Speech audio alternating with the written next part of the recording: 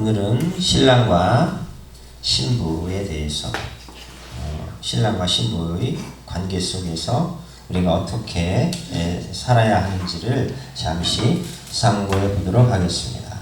성령께서 우리를 도와주시는데요. 우리의 모든 매사, 만사를 다 도와주십니다. 오늘날에 많은 사역자들, 목사님들과 또 예배자들, 그리고 선교사님들, 그분들의 앞에서 먼저 행하시는 분은 성령님이세요. 하나님께서 이스라엘 백성이 겁을 내고 가나안을 안 갈 것 같으니까 그들을 미리 왕벌대를 보내서 하나님께서 이렇게 먼저 이 전면전을 전쟁을 치르기 전에 사기를 진작시키고 상대방을 꺾고 이런 것을 통해서 이스라엘에게 용기를 주시고 믿음을 주시는 그런 부분이 있었듯이 오늘날에 성령은 우리가 앞으로 살아갈 것, 우리가 오늘 혹은 내일 할 것, 이번 주에 할 것들을 미리 아시기 때문에 우리보다 앞서서 가셔서 그들의 영향력을 제어시키시는 거예요. 그들을 약화시키시는 거죠. 버스는 굉장히 큰 덩치를 갖고 있죠. 그런데 그 큰 버스라도 브레이크를 밟아서 세우면은 브레이크가 터져버려가지고 차가 굴러버릴 수가 있고 차가 뒤집혀 버릴 수가 있고 낭떠러지로 떨어질 수가 있어요. 근데 브레이크를 밟는 것뿐만이 아니라 이제 지금은 유압과 공압이 같이 있지만 옛날엔 유압밖에 없었어요. 그렇기 때문에 세게 밟으면 터지는데 공압을 통해서 안 터지게 하는 그런 기능도 있지만 그보다 더 중요한 거는 엔진 자체가 힘을 못 쓰게 엔진을 막아버려요. 그러니까 100이라는 힘을 갖고 막 달려가다가 갑자기 팍 서버리면 어떻게 되겠어요? 차가 뒤집혀 버리는 거예요. 사람들 넘어지죠. 갑자기 쓸 수 없잖아요. 막 달리기만 해도. 근데 그런 힘을 이렇게 제어할 수 있는 거는 버스의 힘이 아니라 운전자의 힘이에요. 운전자가 버튼을 눌러주면 그것이 서서히 힘이 줄어들어서 그 힘을 발휘 못하게 되는 거죠. 그렇기 때문에 안전하게 승객들을 태우고 목적지까지 갈 수 있는 거예요. 우리는 이 교회라는 배에 탔어요. 또 대한민국이라는 배에 우리가 타고 있어요. 지금 대한민국이 가장 위기라고 합니다. 그런데 위태로울 위에 기회 기자이기 때문에 가장 위태로우면서도 좋은 기회가 됐는데 여기서 우리가 기회를 잡고 소생하여서 다시 살아나고 점프를 해서 세계 초인류 선진 대국과 선교 대국으로 가느냐, 아니면 여기서 폭망해가지고 공산당의 지배를 받고 시진핑과 북한의 김정은에 의해서 적화 통일이 되느냐, 이건 굉장히 중요한 거예요. 왜냐하면 우리 교회가 살아남느냐, 교회가 전멸하느냐가 달려있기 때문에 아주 중요하죠.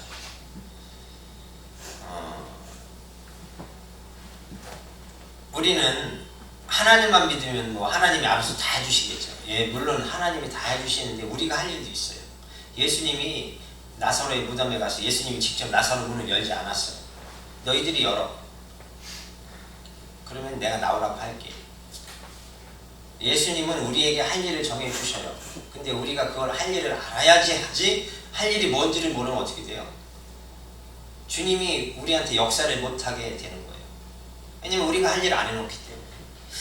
이 교회라는 공동체는 많은 사람이 옵니다. 뭐 도둑놈, 사기꾼, 살인자, 정신병자, 귀신 들린 자, 뭐 별 사람이 다 옵니다. 그리고 정직한 자, 법 없어도 살 사람, 그 다음에 아주 교회에 미친 사람, 교회만을 사랑하는 사람, 뭐 별 사람이 다 오죠. 근데 중요한 거는 그 사람들이 다 왔을 때 교회는 다 받아들여야 되는 거예요. 스펀지처럼. 그래서 그들을 조금씩 변화시켜가면서 양육시켜가면서 그들을 다 품고 가야 되는 것이 교회라는 공동체이기 때문에 일반 사회단체보다 어떻게 돼요? 시끄럽고 문제도 많이 발생될 수 있고 안 좋은 영향력도 이렇게 사방에 나타나고 보여질 수 있어요. 그렇기 때문에 교회의 활동은 가능하면 교회 안에서 하는 게 좋고요. 교회 밖에서 할 때는 좀 훈련된 사람을 데리고 하는 것이 원래는 좋아요. 훈련이 안 된 사람은 가서 어떻게 하겠어요? 가서 막 문제를 일으켜요. 열심히 하는데 그 열심히 하는 것이 문제가 더 되는 경우가 있어요. 영생은 유일하신 하나님 그가 보내신 예수 그리스도를 아는 것이라고 해요. 우리가 예수를 알아야 되는데 교회 다니면 됐지 뭘 또 배우고 뭘 알아야 돼요. 뭐 그냥 귀찮게 지금까지 대학원 다닌 것도 머리 아프고 피곤한데 또 배우란 말이에요. 예, 또 배워야 돼요. 예, 죽을 때까지 배워야 되는 것이 공부고 성경이든 일반 지식이든 죽을 때까지 공부는 해야 돼요. 내 것이 되고 안 되고는 내 마음이지만 공부는 해야 돼요. 왜냐면 세상이 뭐 3일에 한 번 꼴 이상으로 막 변하고 있어요. 근데 내가 안 배우면요 적응을 못해서 제대로 못 산다 죽어. 그렇게 빠른 시간이 흘러가고 있고 많은 것이 변화되고 있습니다. 근데 우리는 2021년 전에 예수님하고 결혼을 했거든요. 예수님이 왔으니까. 근데 결혼했지만 우리가 신부로서의 역할을 뭘 하고 살아야 되는지를 알아야 또 할 거 아니겠어요? 신랑의 역할이 있고 신부의 역할이 있잖아요. 일반적으로 한국의 그 사회에서는 신랑은 뭐예요? 밖에 나가서 일해서 돈 벌어와서 식구를 먹여 살리죠. 여자는 뭐를 해야 돼요? 자녀를 양육하고 청소하고 빨래하고 남편의 그 필요한 그 사회생활이 필요한 모든 것, 그 어떤 여러 가지 준비를 해줘야 되겠죠. 그래서 서로 각자 이렇게 어떻게 보면 정확하게 분리가 되어 있는데 요즘엔 어떻게 됐어요? 여성 상위 시대 해가지고 여자가 직장으로 막 가서 돈을 벌고 하니까 남자를 막 무시하고 남자애를 막 깎아내리고 막 여성이 남자를 막 고발해서 남자를 막 감옥에 보내고 이렇게 하죠. 이거는 아주 성경에 위배되는 거예요. 성경 어디에도 막 고발해라, 뭐 이혼해라, 막 이렇게 법적으로 막 싸워라 이런 거 없어요. 서로가 그 자기들의 어떤 그 권리를 주장한다 할지라도 자기들의 권리가 어디까지인지를 알고 해야 돼요. 그리고 자신들이 권리를 주장하기에 앞서서 자신들이 할 일을 정확하게 해놓고 권리를 주장해야 돼요. 요즘에는 안 그렇죠. 예, 경제력이 우수한 사람이 막 쥐고 흔들어요.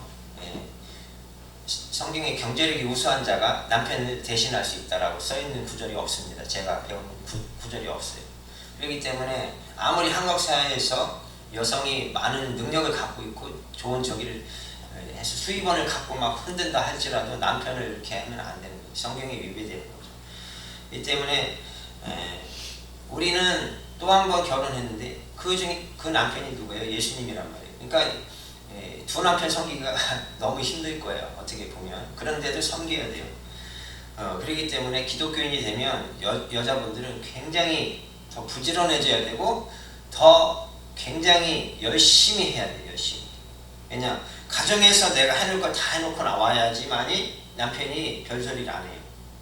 그리고 내가 신앙생활 함에 있어서도 떳떳하게 되는 거예요. 내가 할 일을 안 해놓고 나오면 남편이 뭐라고 하면요 내가 할 말이 없어요. 남편도 마찬가지예요. 자기가 떳떳하게 큰소리 치려면 정확하게 가정에다가 돈을 벌어다 줘야 돼요. 그거 책임을 못 지려면은 자기가 책임질 수 있는 능력을 만들어야 되겠죠. 중요합니다. 예수님을 믿는다는 것은 예수님이 십자가에서 죽은 것과 십자가에서 죽은 후에 3일 후에 부활했다는 것을 같이 믿어야 돼요. 두 가지를 다. 십자가는 우리의 죄를 대신하기 위해서 지신 것이고 부활은 우리의 영원한 생명을 위해서 우리 대신 부활을 하신 거예요. 그분의 부활이 우리의 부활이고 그분의 죽음이 우리의 죽음이란 말이에요. 그러니까 우리가 예수님이 죽을 때 죽었어요. 뭐에 대해서 죽었어요? 죄에 대해서 죽은 거예요. 죄. 우리의 모든 죄가 다 없어진 거예요. 자, 우리가 다시 살아났어요. 우리의 영원한 생명을 위해서 예수님이 다시 살아나신 거예요.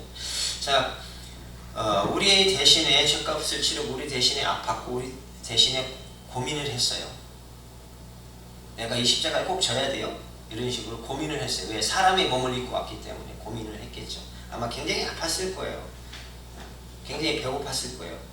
오죽하면 뭐 먹을 거 없나 해가지고 무화과 나무 밑에 가서 아유 먹을 게 없네. 우리의 몸과 우리의 마음과 우리의 생각과 똑같은 몸을 입고 왔어요. 하나님은 우리에게 자기 아들을 보내셨어요. 요한일서 4장 10절을 통해서 보면은 그 하나님의 사랑을 믿는 건데 그 결정체가 예수란 말이에요. 여러분들의 아들을 죽일 수 있어요? 누군가를 위해서, 남의 집 아들을 위해서, 남의 집 딸을 위해서 여러분 자녀를 죽일 수 있어요? 아마 안 될 거예요. 그건 아무나 못하는 일이고 아무도 안 할 겁니다. 그러면 내 대가 끊겨버리는데 누가 하겠어요? 안 하죠. 한국의 문화에서는 자기 아들을 죽인다는 건 있을 수도 없는 일이에요. 한국에서 아들을 만나면 여자 취급도 안 당했었어요. 오죽하면 다른 여자를 들여서라도 아들을 낳으라고 막 어떻게 굉장히 막 이게 심각한 문제가 됐었죠. 그만큼 죄를 잇는 아들을 죽인다는 건 불가능한 일이에요. 절대 아무도 못하죠. 근데 하나님은 그걸 하신 거예요. 왜 했어요? 우리의 영원한 생명을 위해서 어쩔 수 없이 길이 없는 게 길이, 방법이 없어요.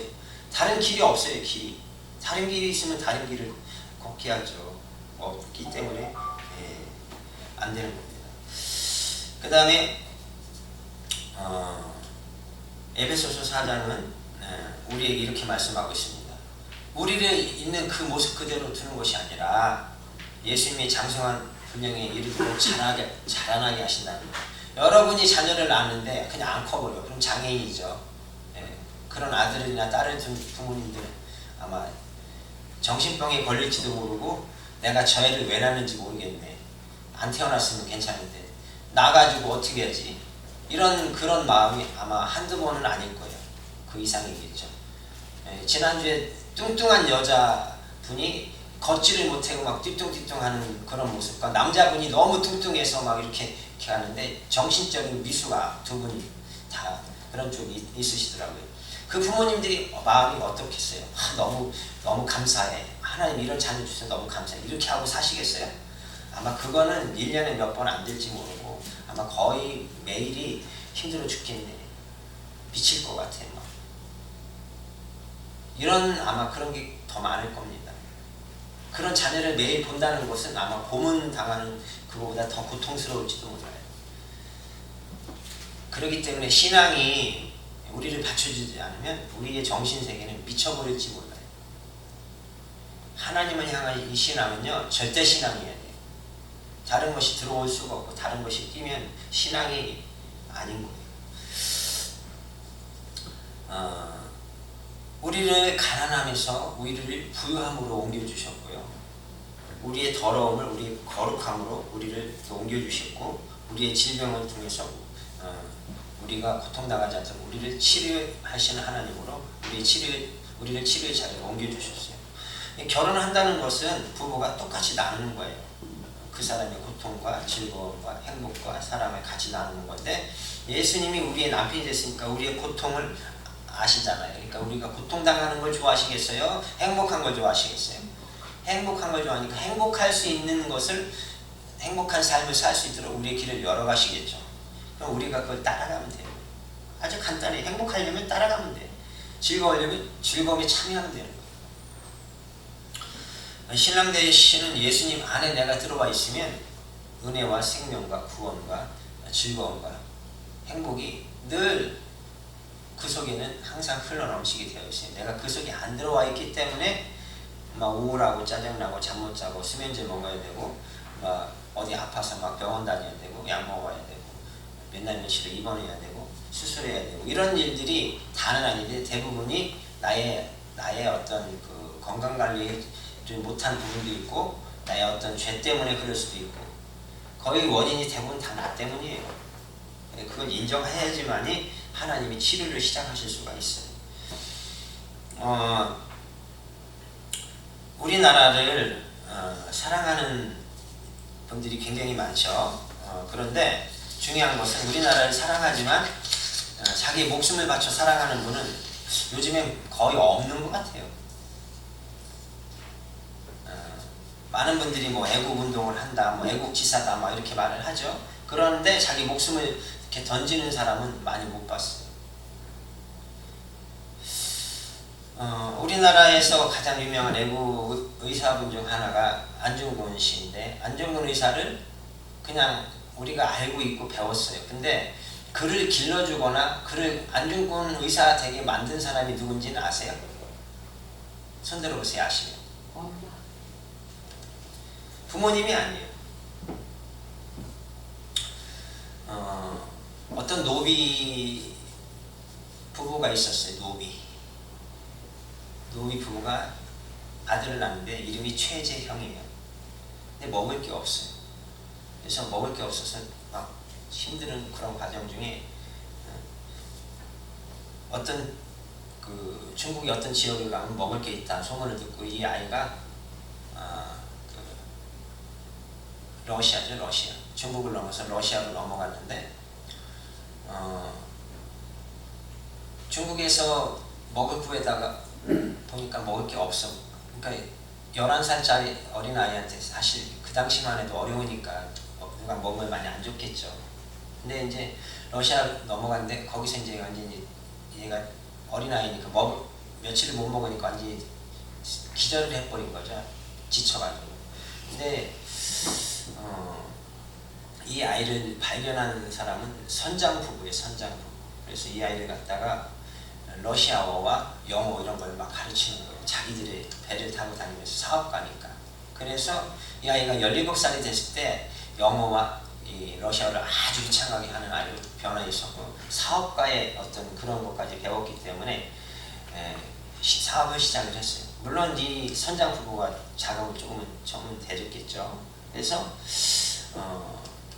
나중에 신문사를 샀는데 그 신문사를 통해서 이토 히로부미가 러시아에서 그 어떤 행사를 한다는 걸 광고를 냈어요. 그 신문사를 운영한 사람이 노비 아들인 최재형 씨란 말이에요. 그래서 이 최재형 씨가 총을 사고 권총을 사고 총알을 사서 매일 연습을 시켰어요. 누구를요? 안중근 의사를. 그래서 그가 이토를 저격하고 3발을 쐈는데 허리를 끊어뜨려가지고 그 자식 곧부러져가지고 꼼짝 못하게 해놓고 가슴에 3발로 쏘고 해서 결국엔 죽었죠. 중요한 것은 그는 예수를 믿지 않았어요. 근데 하나님이 그를 쓰셨어요. 한국을 살리기 위해서. 아마 그런 일이 없었다면 한국은 지금 굉장히 러시아나 중국의 지배 속에서 어려움이 있을지도 모를 그런 상황에 놓였을지 모릅니다. 어쩌면 일본에게 완전히 먹혀서 망했을지도 모르고요.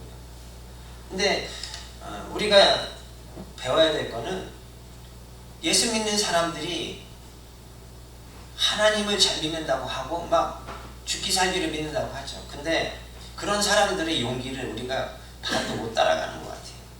그들은 예수를 몰라도 자기 목숨을 거쳐서 던져서 나라를 살리려고 해서 그런 열심을 내고 죽어갔지만 그 언제 단 한 번도 그가 인생을 원망하거나 누굴 원망하다 간 적이 없어요.